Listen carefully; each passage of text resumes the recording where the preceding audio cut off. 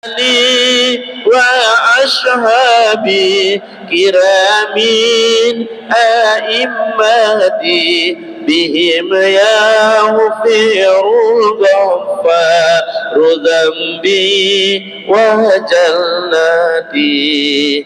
اللهم صل وسلم وبارك عليه وعلى آله.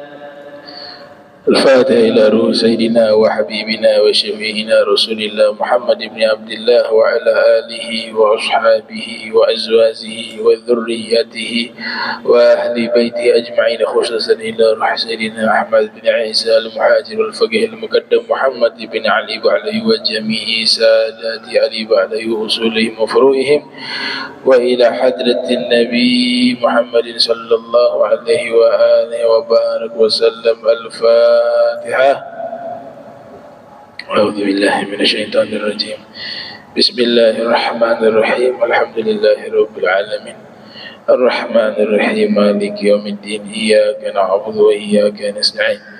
اهدنا الصراط المستقيم صراط الذين أنعمت عليهم غير المغضوب عليهم ولا الضالين. آمين.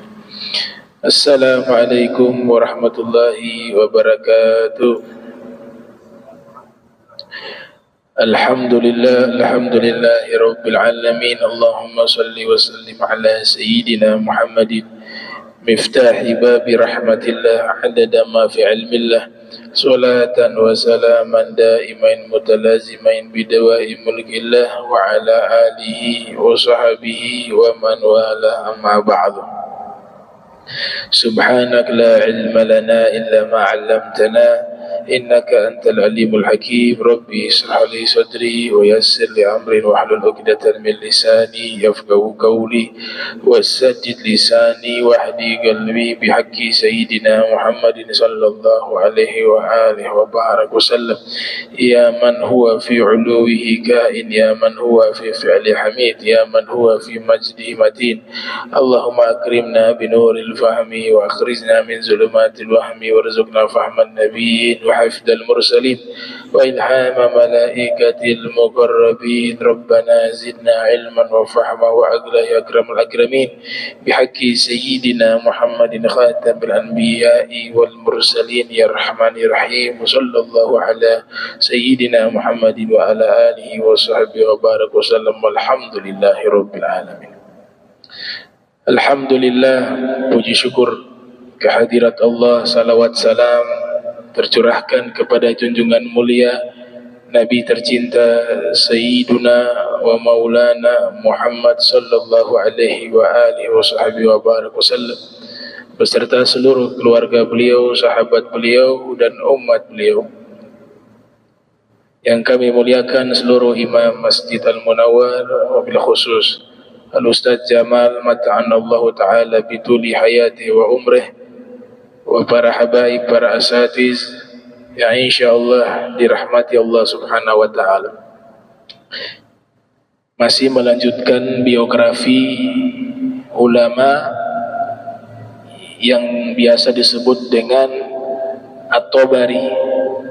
Pertemuan yang lalu sudah kita bahas dua imam besar yang bernama At-Tabari, Abu Jarir At-Tabari dan Abu Thaib At-Tabari. Sekarang kita membahas biografi Muhibbuddin At-Tabari. Beliau dijuluki dengan Muhibbuddin, yang artinya orang yang mencintai agama. Sebelumnya julukan beliau itu Muhyiddin, orang yang menghidupkan agama Islam, tapi beliau tidak suka dengan julukan itu, akhirnya diganti dengan julukan Muhibbuddin. Beliau bernama Ahmad bin Abdullah bin Muhammad bin Abi Bakar bin Muhammad bin Ibrahim, dan nasab beliau bersambung sampai kepada Sayyiduna Ja'far bin Muhammad bin Ali bin Husain bin Ali bin Abi Thalib Al-Hashimi, dari Bani Hashim. Lahir diperkirakan pada tahun 615 Hijriah, wafat 694 Hijriah.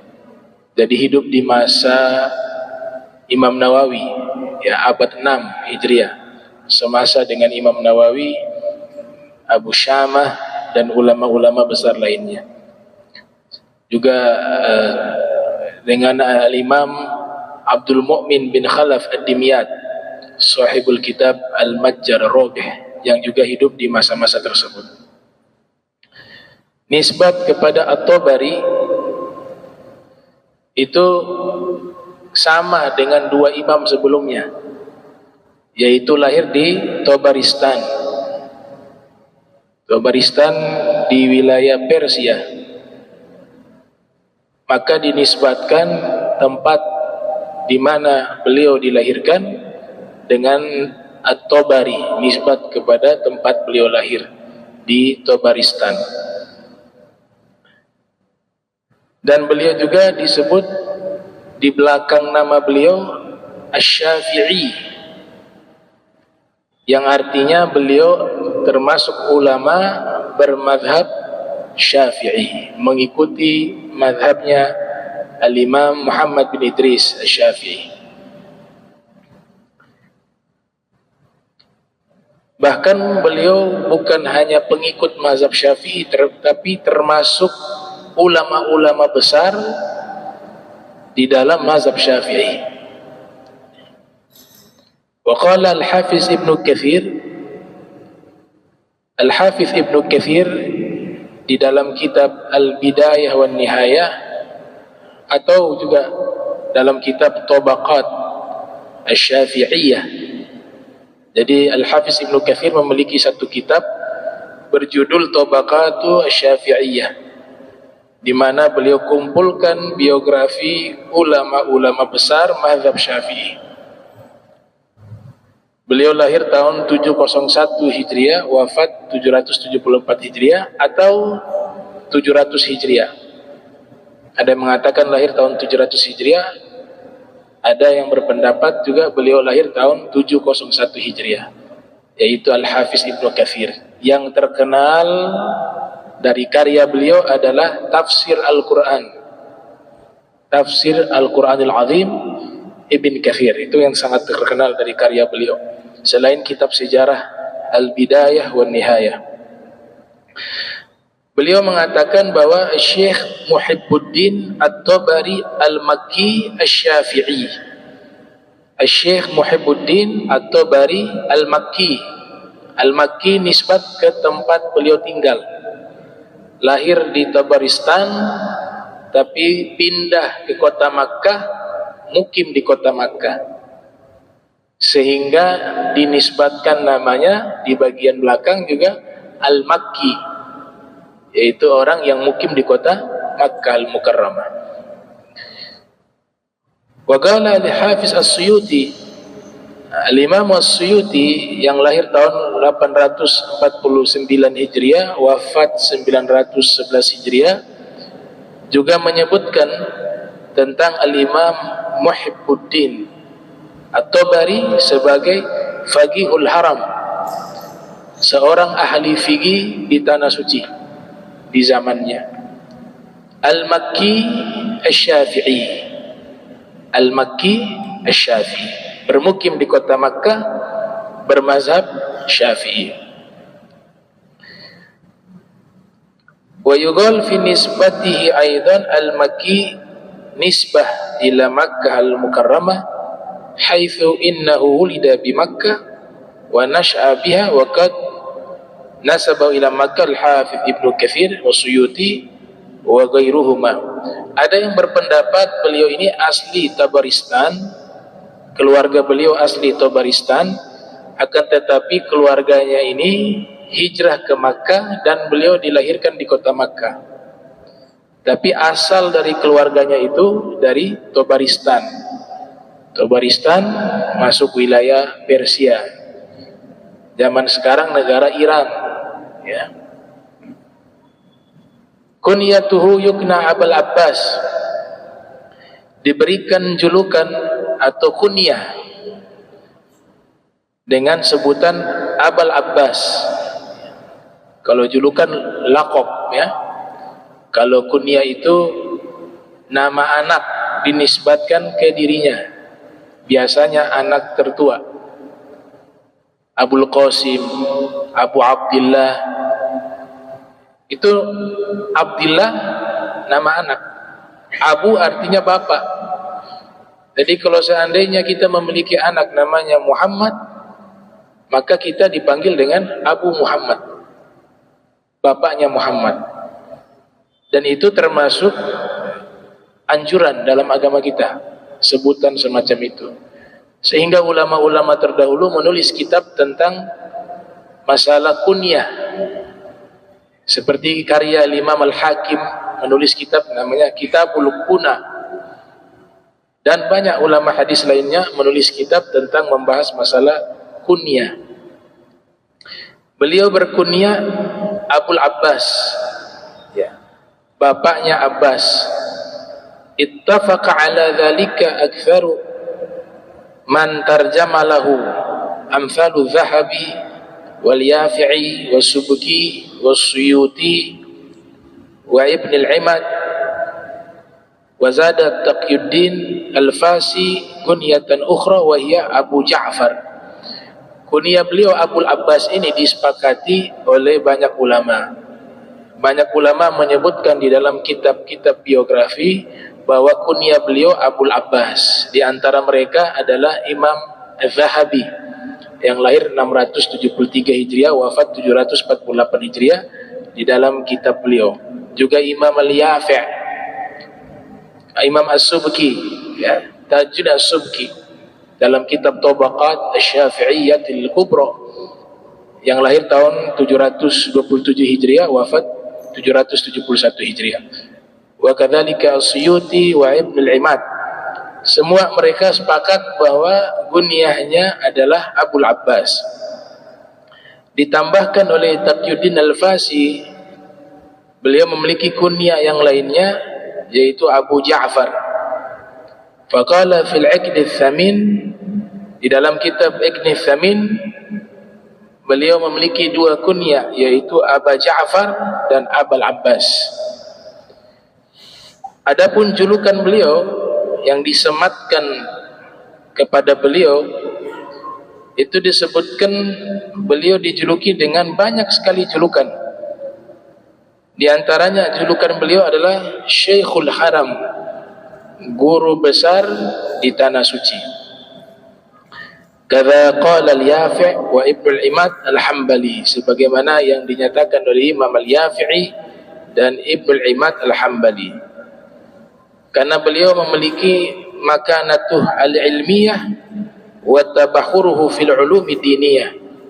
Kedudukan intelektual beliau sangat tinggi di kalangan para ulama dan keluasan dan kedalaman ilmu-ilmu agama beliau, sehingga beliau disematkan dengan gelar Syekhul Haram. Wa zada al-Hafiz Hijaz bila mudafa'ah. Imam Subki menyebut beliau sebagai Hafiz Al-Hijaz. Al-Hafiz ini satu gelar di kalangan ulama-ulama ahli hadis, yaitu man hafiza mi'ata alfi haditsin matnan wa isnada, orang yang sudah menghafal 100.000 hadis Rasul sallallahu alaihi wasallam matan dan sanad. Dan beliau juga banyak sekali menghafal kitab-kitab hadis seperti Sahihul Bukhari. Kitab hadis Sahihul Bukhari menjadi kitab wajib ulama hadis. Ya, banyak yang menghafalnya di luar kepala. Nah, kitab Sahih Bukhari ini memiliki keistimewaan, di antaranya memiliki as-sanadul ali. Sanadnya dekat kepada Nabi. Paling dekatnya Imam Bukhari meriwayatkan hadis sampai kepada Nabi Muhammad SAW itu kurang lebih 3 orang, 3 guru. Maka disebut Thulathiyatu Sahih al-Bukhari. Dalam kitab Nazm Baikuni dikatakan wa ma qalla rijaluhu ala wadittuhu dzakal ladzi qad nazala. Kalau sanadnya makin dekat kepada Nabi disebut sanad ali, kalau agak jauh disebut sanad nazil. Nah, Imam Bukhari di dalam sahihnya, dan ini kitab Sahih Bukhari menjadi kitab utama daripada Muhibbuddin At-Tabari di dalam beliau menghafal dan mengkaji hadis-hadis Nabi Muhammad sallallahu alaihi wasallam. Hadis thulathiyat di dalam Sahih Bukhari itu kurang lebih ada 22 hadis. 22 hadis, semuanya sanadnya sanad ali. Dari Imam Bukhari ke gurunya Muhammad bin Yusuf misalnya, terus ke gurunya Imam Malik, kemudian Imam Nafi, langsung ke Rasul lewat Ibnu Umar. Itu masih 4 rubaiyat, tapi yang 3 ada 22. Imam Bukhari banyak mendapatkan hadis dari murid-muridnya Imam Malik, dari murid-muridnya Imam Syafi'i, dari murid-muridnya Ibnu Mubarak, dari murid-muridnya Hammad bin Salamah, dari murid-muridnya Sufyan Ats-Tsauri, dari murid-muridnya Ibnu Uyainah, dari murid-muridnya Al-Humaidi, baik secara langsung dengan muridnya atau perantara sanad. Ada satu hakim Ghadi bernama Syekh Al-Ghadi Muhammad Al-Hadrami, bahkan menulis kitab khusus mengumpulkan thulathiyat yang ada dalam Sahih Bukhari, ya, berjudul Faraidul Naam, ya, Al-Faraid nama kitabnya, fi fawaid thulathiyat Sahih Al-Bukhari. Kitab tersebut beliau kumpulkan hadis-hadis thulathiyat di dalam Sahih Bukhari. Kemudian Al-Imam At-Tabari ini disebutkan juga sebagai Al-Hafiz, orang yang menghafal 100.000 hadis Rasul, baik matan dan sanad. Nah, beliau menguasai kutubu sittah, 6 kitab induk hadis Nabi Muhammad sallallahu alaihi wasallam, mulai dari Sahihul Bukhari, Sahih Muslim, Sunan Abi Dawud, Sunan At-Tirmidzi, Sunan An-Nasai, Sunan Ibn Majah, ya, Sahih Bukhari, Sahih Muslim, Sunan Abi Dawud, Sunan At-Tirmidzi, Sunan An-Nasai, Sunan Ibn Majah. Ini yang masyhur dikenal dengan kutubu sittah, 6 kitab induk hadis Rasul Muhammad sallallahu alaihi wa alihi wa barak wasallam. Wa kana Imam Ahmad bin Abdullah bin Muhammad bin Abi Bakar yulaqab bi alqabin katsirah, ba'daha yarji'u ila makanati ilmiyati wa tabakhurihi fil ulumi diniyah, mithlu Syekhul Haram, kadza qala al-Yafi wa Ibnu Imad wa Subki hafidul Hijaz bila mudafa'ah, wa qala az-Zahabi wa Suyuti faqihul Haram wa muhaddithul Hijaz. Julukan lain beliau adalah Muhaddits Al-Hijaz. Kalau muhaddits artinya ulama yang menguasai ilmu hadis secara keseluruhan, baik hadis, ilmu hadis riwayah maupun dirayah. Ilmu hadis, Imam Al-Hazimi mengatakan itu jumlahnya sangat banyak, sampai ratusan cabang ilmu yang membahas tentang hadis Nabi Muhammad sallallahu alaihi wasallam. Nah, seorang jika sudah disematkan gelar sebagai muhaddits, maka dia harus menguasai seluruh cabang ilmu hadis Nabi Muhammad SAW. Dan itu tidak mudah, ya, karena ilmunya sangat banyak. Wa Syekh Syafi'iyah, julukan lainnya beliau adalah guru besar ulama-ulama Syafi'i di zamannya. Jadi beliau salah satu sosok ulama yang selain ahli hadis, beliau juga ahli fikih dan tokoh sentral ulama-ulama mazhab Syafi'i di zamannya. Wa ba'duha yata'allaqu bihubbihi li ahli baiti Rasulillah sallallahu alaihi wasallam.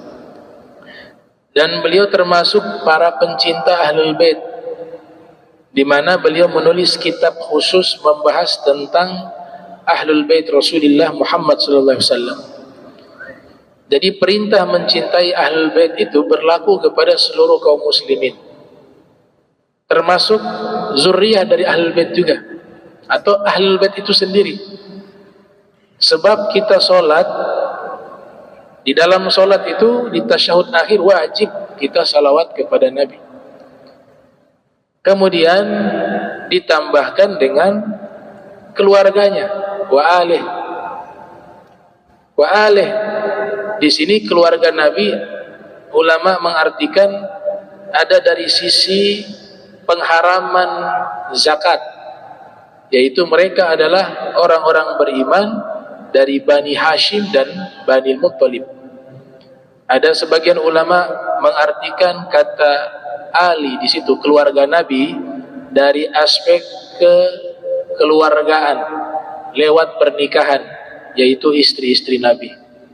Ada juga ulama yang mengartikan keluarga Nabi di dalam salawat tersebut, yaitu dari sisi doa, yaitu ketika berdoa, maka yang dimaksud keluarga Nabi likulli taqiyyin, semua orang bertakwa dikatakan juga keluarga Nabi dari sisi doa. Dan ada yang secara khusus disebut keluarga Nabi dari sisi nasab, ya, ketersambungan nasab sampai kepada Nabi Muhammad sallallahu alaihi wasallam, itu secara khusus adalah ahlul kisah, ya, li hamsatun udfi biha harrawal ba'il hatimah al-Mustafa wal Murtada wa ibnahuma wa Fatimah, yaitu Sayyidina Ali wal Imam Hasan wal Husain wa Sayyidah Fatimah wa Rasulullah sallallahu alaihi wasallam ma'a zurriyatihim, beserta dengan anak turunan mereka. Ini keluarga Nabi dari jalur nasab. Al-Imam Muhibbuddin At-Tabari menulis kitab khusus tentang Ahlul Bait, kitab yang sangat baik dalam menerangkan tentang Ahlul Bait Rasulullah sallallahu alaihi wasallam. Itu berjudul Zakhairul Uqba fi Manaqibi Dzawil Qurbah.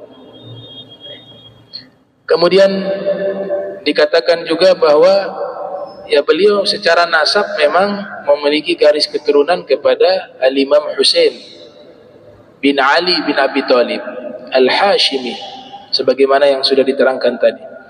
Julukan lainnya disebut dengan Ar-Ridha, Al-Muhib, Muhibbuddin, dan yang sering disebut adalah Muhibbuddin. Wa kan li Muhib At-Tabari, Imam Muhib At-Tabari juga sebelumnya diberikan julukan Muhyiddin, orang yang menghidupkan agama Islam. Tadi saya katakan di awal, namun beliau tidak suka dengan julukan tersebut, karena para kaum solihin itu, mereka ketika mendapatkan gelar, mereka takut di yaumil qiyamah Allah tanyakan gelar tersebut. Jadi sebenarnya mereka tidak suka tuh memiliki gelar-gelar tuh arif billah, seorang wali. Kalau boleh itu dihilangkan, karena mereka takut tidak sesuai dengan kenyataan. Itu rasa takutnya orang-orang arif billah. Makanya sifat-sifat auliyaillah yang mencapai level tertinggi itu, mereka yuhib al-khumul wa yakrah asy-syuhrah, senang khumul, tersembunyi, tidak populer. Kalau perlu dalam golongan malamatiyah, orang-orang menganggap mereka itu orang-orang pendosa, orang-orang yang hina. Itu kalau level tertinggi itu. Dan benci kepada popularitas terkenal, syuhrah. Imam Nawawi juga memiliki gelar yang sama, Muhyiddin. Tapi Imam Nawawi pernah berfatwa. Beliau mengatakan, inni lam aj'al al-hillah man laqabani bi Muhyiddin. Sesungguhnya saya tidak halalkan orang yang memberikan julukan kepada saya dengan julukan Muhyiddin. Lianna hadha din hayyun qaimun la yahtaju ila man yuhyi. Karena agama Islam ini gak butuh orang untuk menghidupkan agama Islam. Karena agama ini dijaga oleh Allah Subhanahu wa taala, dia akan hidup dengan sendirinya tanpa membutuhkan orang untuk menghidupkan agama tersebut. Itu agama Islam. Itu fatwanya Imam Nawawi. Tapi sampai saat ini gelarnya tertulis di dalam kitab-kitab Muhyiddin. Itu bukan tulisan beliau, tapi ulama-ulama setelah beliau. Mereka menganggap layak untuk diberikan gelar tersebut kepada Al-Imam An-Nawawi yang lahir tahun 631 Hijriah, wafat 676 Hijriah. Wa kana Syekh Muhibbuddin At-Tabari yulaqabu bi Muhyiddin qabla an yulaqab bi Muhibbiddin wa kana yakrahu al-laqab al-awwal fazara al-Madinata an-Nabawiyya wa madaha an-Nabiyya sallallahu alaihi wasallam bi qasidatin wa sa'ala an takuna an yazula anhu al-laqab al-awwal fazal hatta ka'anna lam yakun. Jadi beliau terkenal dengan sebutan Muhyiddin, orang yang menghidupkan agama Islam. Beliau tidak suka dengan gelar tersebut, tapi tetap orang-orang memberikan julukan itu kepada beliau. Mungkin mereka memandang beliau layak mendapatkan gelar tersebut. Walhasil akhirnya Al-Imam Muhibbuddin At-Tabari ziarah ke Nabi Muhammad SAW, ziarah ke makam Rasul. Kemudian beliau ubah satu qasidah untuk memuji Nabi Muhammad SAW. Setelah beliau selesai memuji Nabi Muhammad SAW dengan qasidahnya, beliau berdoa kepada Allah, ya Allah, saya minta balasan dari qasidah yang saya tulis, pujian-pujian yang saya tulis untuk kekasihmu Nabi Muhammad SAW. Saya minta balasannya hanya satu, yaitu hilangkanlah gelar saya Muhyiddin dan cabutlah di benak-benak manusia yang memberikan gelar itu kepada saya. Setelah doa beliau panjatkan, kembali beliau ke kota Makkah. Saat itu juga orang-orang tidak memanggil dengan julukan Muhyiddin, ya, mereka memanggil dengan julukan Muhibbuddin.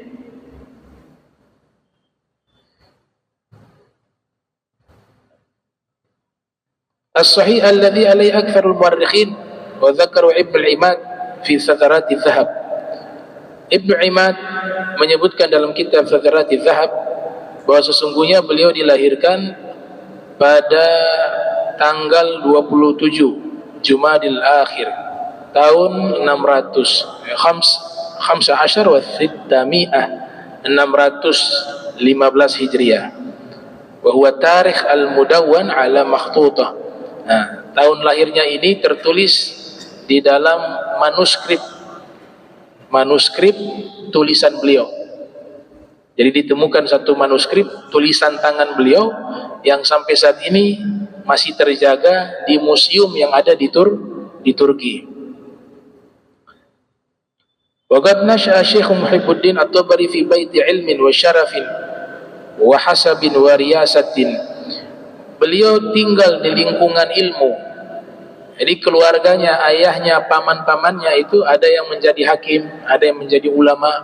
Jadi memang lingkungan ilmu, lingkungan kemuliaan, lingkungan ibadah, lingkungan akhlak. Disitulah beliau tinggal bersama ayahnya, kemudian juga keluarganya, paman-pamannya, yang kebanyakan mereka itu adalah para hakim, para guru, ulama, mufti, para imam. Itu keluarga beliau. Dan semuanya menetap di tanah suci Makkah. Dan beliau juga menjabat sebagai hakim pernah, dan di mana beliau ini juga dilantik sebagai imam dan guru dan seorang yang diizinkan berfatwa, ya, di zaman tersebut di kota Makkah Al-Mukarramah. Inilah kemuliaan yang dimiliki oleh keluarga At-Tabari. Semoga Allah membalas pada mereka atas ilmu mereka bagi Islam dan kaum muslimin dengan sebaik-baiknya balasan dari Allah Subhanahu wa taala. Beliau banyak sekali membaca kitab-kitab para ulama, bahkan melakukan rihla ilmiah untuk menuntut ilmu. Tidak cukup hanya di kota Makkah beliau belajar, tapi beliau juga melakukan perjalanan menuntut ilmu ke beberapa negara, sampai ke Yaman, Mesir. Disitulah beliau banyak menimba ilmu. Bahkan disebutkan di sini, beliau mendengar langsung dari ulama-ulama di masanya pembacaan dua kitab Sahih, Sahih Bukhari, Sahih Muslim, dan Sunan, kitab-kitab Sunan, Sunan Abi Daud, Tirmidzi, An-Nasai, Ibn Majah, dan Sahih Ibn Hibban, dan kitab-kitab hadis lainnya. Itu beliau belajar langsung talaki di hadapan guru-gurunya. Nah, tradisi ulama terdahulu, mereka kalau belajar itu harus talaki, harus bertemu langsung dengan guru. Setelah mereka belajar, dan mereka belajar itu sampai khatam, ya, bukan loncat-loncat, dari awal sampai akhir.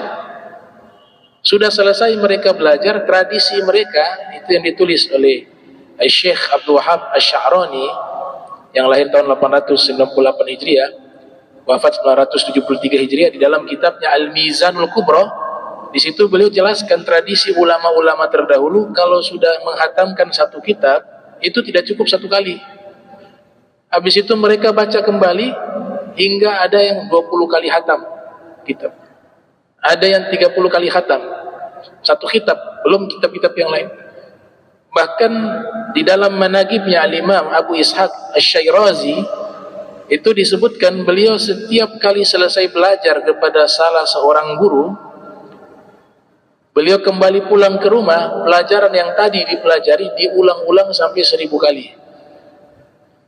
Zaman sekarang ada tidak tuh? Ulang pelajaran 1000 kali. Kenapa? Untuk memantapkan ilmu itu menetap di dalam akal dan sanubarinya. Nah, itu tradisi para ulama terdahulu. Jadi kita jauh dengan mereka di zaman itu. Dari aspek keilmuan jauh, dari aspek kesolehan juga jauh, dari aspek warok, takutnya mereka kepada Allah juga jauh. Dari berbagai aspek kita harus mengakui bahwa kita jauh dengan mereka. Makanya kita diperintahkan ikut mereka. Ikut mereka. Walzam kitab Allah watba sunnatan waqtat hadakallah bil aslafi. Lazimi Al-Quran, ikutilah sunnah Nabi yang diterjemahkan oleh ulama-ulama terdahulu, dari ulama-ulama yang soleh. Ikuti mereka, niscaya kamu mendapatkan petunjuk dari Allah Subhanahu wa ta'ala. Kita kalau membaca kitab hadis, misalnya Sahihul Bukhari, di situ banyak sekali ada istilah-istilah yang digunakan. Dulu beberapa tahun lalu saya sempat bingung juga, di dalam kitab hadis ada istilah khana. Cari di kamus tidak ketemu. Kemudian dicari di beberapa kitab juga tidak ketemu. Taunya dari mana? Dari guru. Ada guru murid dari Profesor Dr. Sayyid Muhammad bin Alwi Al-Maliki yang memang terkenal sebagai ulama ahli hadis. Beliau menerangkan kepada saya, khana itu singkatan dari haddatsana. Ya, huruf H dan dalnya dihapus, yang artinya dia meriwayatkan kepada kami atau menyampaikan hadis kepada kami. Seandainya tidak ada guru, tidak akan bisa paham, karena ilmu ini ada yang tertulis dan ada yang tidak tertulis. Ada yang harus kita pahami lewat lisan guru, keterangan dari guru yang dia dapat dari gurunya terus menerus bersambung sampai sanadnya itu bermuara kepada pengarang kitab aslinya, yaitu Imam Bukhari. Dan rata-rata ulama hadis punya sanad tersebut. Ada istilah lainnya juga, huruf H baina qausain. Kalau antum baca kitab Sahih Bukhari, ada simbol tuh, tutup kurung. Di dalam tutup kurung itu ada huruf H. Ternyata itu ada isyarat, namanya tahwil. Tahwil artinya satu hadis yang sama dari sisi matan, tapi jalur sanadnya itu lebih dari satu, bisa dua, dengan guru yang awalnya bisa sama, awalnya beda, tapi di bagian H-nya itu gurunya sama. Itu simbol. Di bagian bawah biasanya hadis ada atrof. Atrof itu catatan kaki. Disebutkan ini hadis 8, ini hadis 200, ini hadis 300. Itu artinya apa? Punya korelasi hadis tersebut dengan yang sudah dituliskan di bawah. Ini kalau tanpa guru kita gak bisa paham. Tidak ada di kamus. Bahkan di beberapa kitab hadis itu tidak diterangkan hal tersebut. Setiap bab-bab Imam Bukhari membuat tema di atas sebelum diriwayatkan hadis. Itu bab, setiap babnya itu beliau tulisnya di mana? Beliau tulis di Raudhah. Di Raudhahnya Nabi Muhammad SAW. Dan setiap kali menulis hadis, beliau sholat 2 rakaat. Setiap satu hadis. Dan istikharah, minta kepada Allah Ta'ala untuk dikuatkan hati, ini benar adalah hadis Nabi Muhammad sallallahu alaihi wasallam. Makanya di bagian tema-temanya itu di dalam Sahih Bukhari itu jadi satu ilmu. Syekh Munayyir, ya, Al-Iskandari namanya, itu menulis kitab berjudul Al-Mutawari min Abwabi Sahihil Bukhari, yang membahas tentang bab-bab yang ada di dalam kitab Sahihul Bukhari. Alhamdulillah ada ulama yang hidup di zaman kita, namanya Sayyid Abdul Majid Al-Ghawri.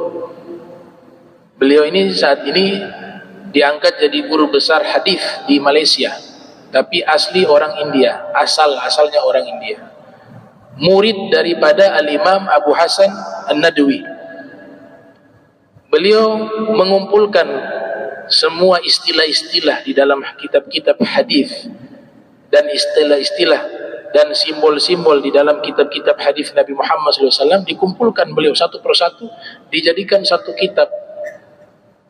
Itu semacam buku panduan untuk memahami istilah-istilah di dalam kitab hadis. Jadi dalam kitab hadis itu ada istilah-istilah yang perlu ilmu, belum masuk hadisnya, belum, masih istilah-istilahnya. Itu tidak mudah. Makanya beliau coba mengumpulkan, dibuatlah satu kitab berjudul Mu'jam, ya, Mu'jam Mustalahati Al-Hadithiyah, yang dimana beliau kumpulkan dari berbagai kitab istilah-istilah yang ada di dalam kitab hadis Nabi Muhammad sallallahu alaihi wasallam. Saya takjub dengan ulama-ulama terdahulu, kapasitas keilmuannya, ibadahnya luar biasa, tapi sedikit sekali mengeluarkan fatwa.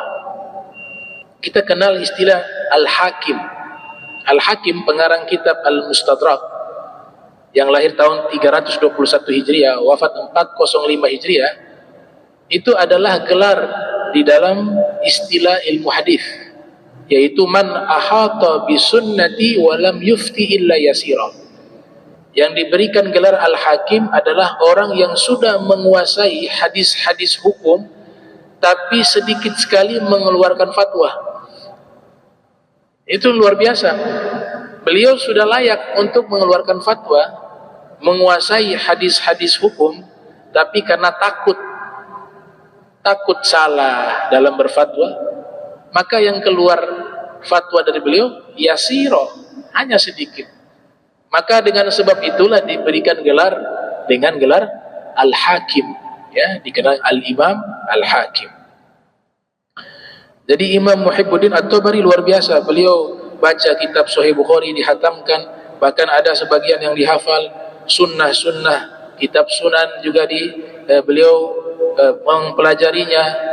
Sahih Ibnu Hibban, ada Sahih Ibnu Khuzaimah, ya, kitab Sahih itu banyak, bukan hanya Sahih Bukhari, Sahih Muslim, ya, ada Sahih Ibnu Hibban, ada Sahih Ibnu Khuzaimah. Begitu juga kitab-kitab masanid, itu sangat banyak.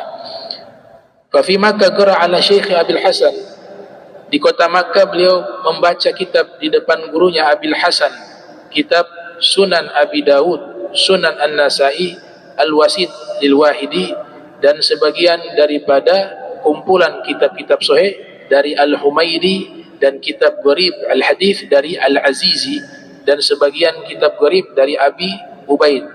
Dan beliau membaca kepada pamannya Taqiyuddin Ali bin Abi Bakar At-Tabari dan saudaranya Ya'qub Sahihul Bukhari, dan kepada Ya'qub bin Ais At-Tabari beliau membaca kitab Jami' At-Tirmidzi. Jadi ini ahli hadis yang betul-betul ahli, ya.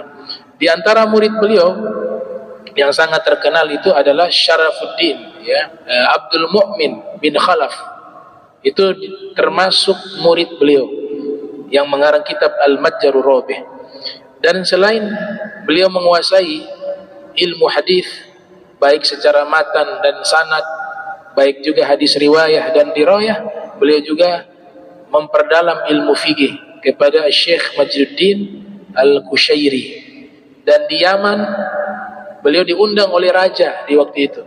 Ada raja Yaman pada waktu itu, ya, bernama Malik Muzaffar, ya, sebagai penguasa di Yaman di masa itu, diundang Al-Imam Muhibbuddin At-Tabari untuk mengajar di Yaman di tempatnya raja tersebut. Kemudian meminta untuk dibacakan kitab-kitab karangan beliau di hadapan sang raja, dan diberikan gaji bulanan.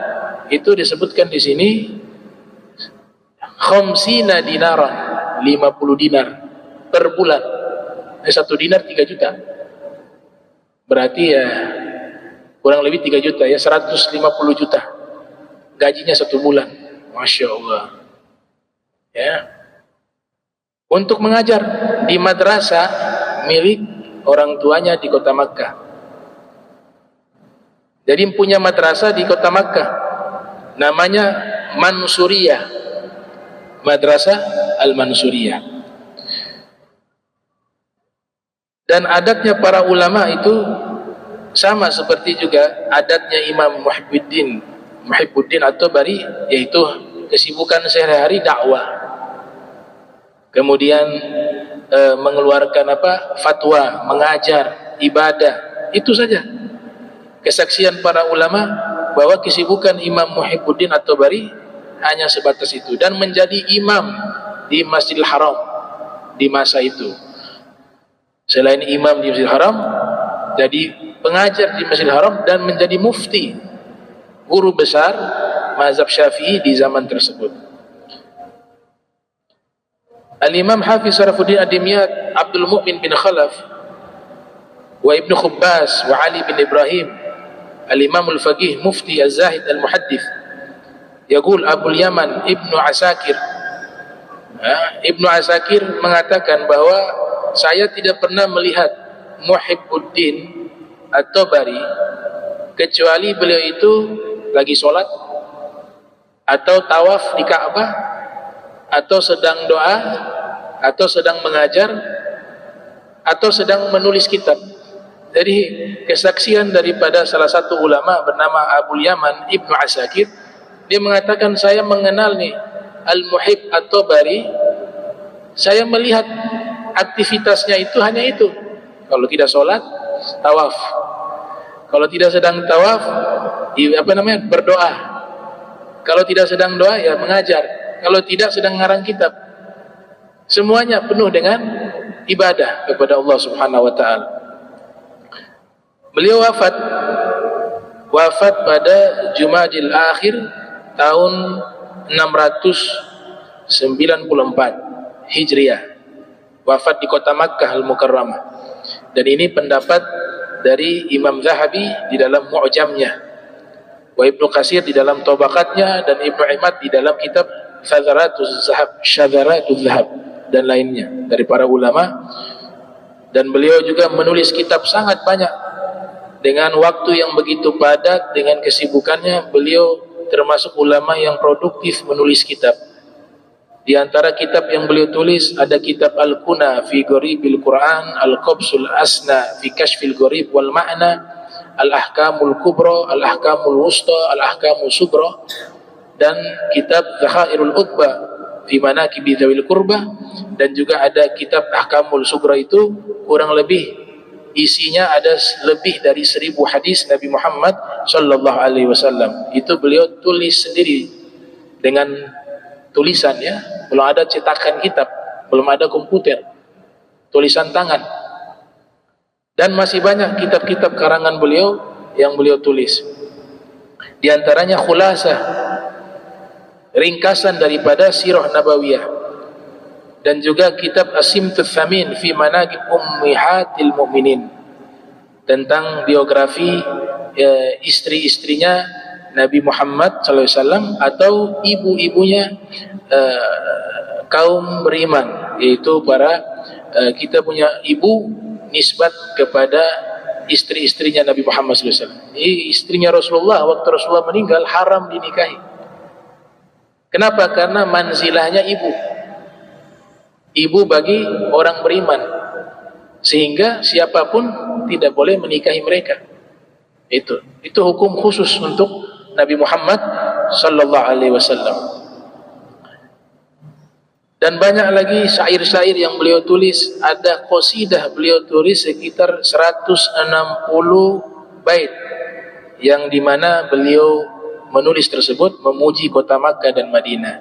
Nah, ini biografi singkat dari Al-Muhib At-Tabari, dan pembahasan tentang biografi Al-Imam At-Tabari sudah selesai. Kita sudah bahas 3 tokoh yang bernama Al-Imam At-Tabari. Yang pertama Abu Ja'far At-Tabari, yang kedua Abu Thaib At-Tabari, yang ketiga Muhibbuddin At-Tabari. Mudah-mudahan kita dapat barokah mereka. Amin ya rabbal alamin. Allahumma jam'ana hadza jam'a marhuma wa tafarraqna ba'di tafarruqan ma'suma wa la taj'al minna wa la minna syakila mahruma.